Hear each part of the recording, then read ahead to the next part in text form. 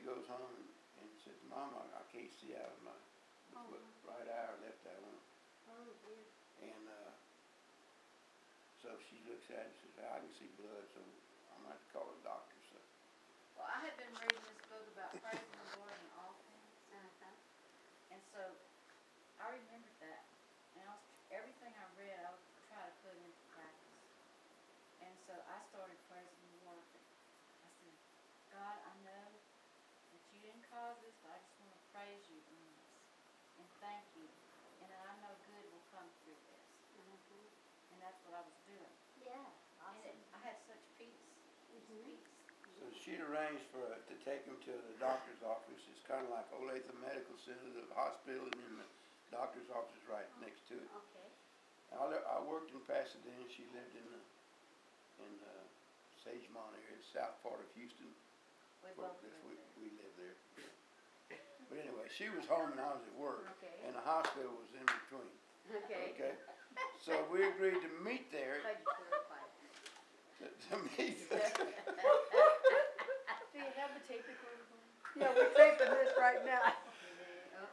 So on the way over there, I'm worried about Doug, but I noticed that all of a sudden, normally she would be in a panic mode. She's just calm, cool, and collected. This new front end, I don't know about her. She's really something else now. It's all right, So I'm going to the doctor's office to meet him, and I said, Lord, I'll make you a deal. I talked to the Lord. As Catholic, we knew just the written prayers, the Our Father, the Hail Mary, the Glory be to the Father, and act of contrition, and like this. But when Suzanne was 6 weeks old, she had pneumonia, and it was the first heartfelt prayer I ever gave God. I said, Lord, she had this pneumonia that just months before there wasn't a cure for it. It's kind of pneumonia that burn victims come down with. And you so anyway, this is my second prayer. I'm going to the hospital and say, Lord, if you heal Doug's eye, I'll go check out these prayer meetings, these small group meetings, or whatever you want to call it, that Franny was going to, with an open mind. That's the only commitment I made. So sure enough, his eyes bandaged for like 3 days. They put him in the hospital for 5 days. Oh, my. 5 days, okay. And they were waiting for, by the time I got him to the doctor's office and he examined him, he said the eye is bleeding in the cornea. But I think that it has stopped hemorrhaging. We're going to have to put him in the hospital and bandage both eyes.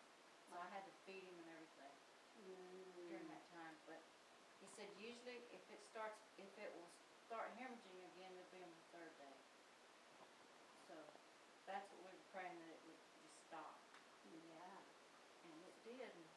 God healed his eye, so I'm stuck. I got to go to this You got to prayer go to meeting. the prayer meeting, okay? He's stuck. All right. So I go in there, and they're talking about the body of They always Christ. had a teaching, every time. What is it, chapter 12, Corinthians? Yeah. Chapter 12. About the body of Christ, the foot, the hand, and one says this, that. You know how the story goes. And so when it came time to leave, the group leader that gave the teaching said, well, what do you think about it? I said, I understand about the body of Christ. I said, I feel close to it, but I don't feel like I'm part of the body. I feel more like I'm a shoe, close to the body, but not part of it. And I didn't realize that was accurate. Wow, yeah. That was really accurate. Great Yeah. analogy. And Yeah. so I continued to go, and in 2 weeks or so after that, they went to Catherine Kuhlman's crusade. Yeah, Right, anybody? on a bus. Okay. I know Kath of her.